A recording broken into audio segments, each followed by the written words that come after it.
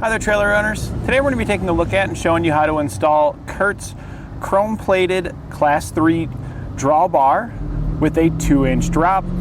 They come pre-installed in the drop position, and you can get these with either a 1 7/8 inch ball, which is what we've got our trailer hooked to right now, or with a 2-inch ball, which is what I'm holding in my hand here. Now, if we take a look at both of our drawbars here, this is the 1 7/8 inch ball on the left and the 2-inch on the right. You can see that the drawbar that they come with is going to have the same weight ratings of 7,500 pounds for its gross towing capacity and 750 pounds for the tongue weight. That's for the drawbar though, not for what the balls are rated for. If we look at the top of the ball, we can see that the 2-inch ball does have a 7,500 pound rating, so this would be accurate with the 2-inch.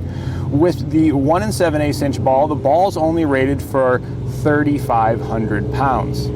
So you want to keep that in mind. The lowest rated component is going to be your highest rated thing you're going to be able to tow. So with this one here, it's going to be 3,500 pounds, and with our 2-inch, it's going to be 7,500 pounds.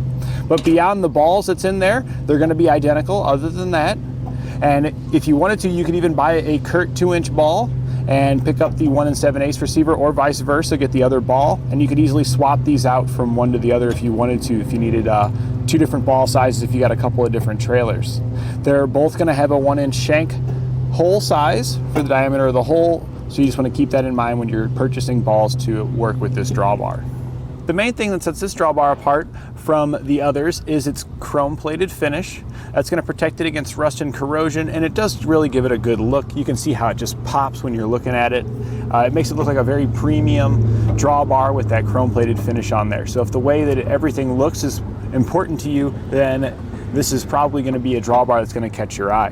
When purchasing a drawbar and deciding on what size you need, you'll want to check your vehicle height to the top inside edge of your receiver tube, because we want to make sure that when our trailer is hooked up, it's relatively level, and you'll then want to measure your trailer to the coupler when it is level, and that way you can purchase a drawbar that's going to put those two measurements relatively in line with one another. I always like to go slightly higher on the receiver side, so that way my trailer has a little bit up higher in the front, so that way when I load it down, it sits perfectly level once it's loaded up. We've got the 1 7/8 inch ball here, and we've got a smaller utility trailer here, so we'll just go ahead and show you a typical latch. We're just gonna drop that on there, and then we'll close our latch. You also want to put your pin in if you have one included. Make sure you hook up your safety cables, your safety chains here.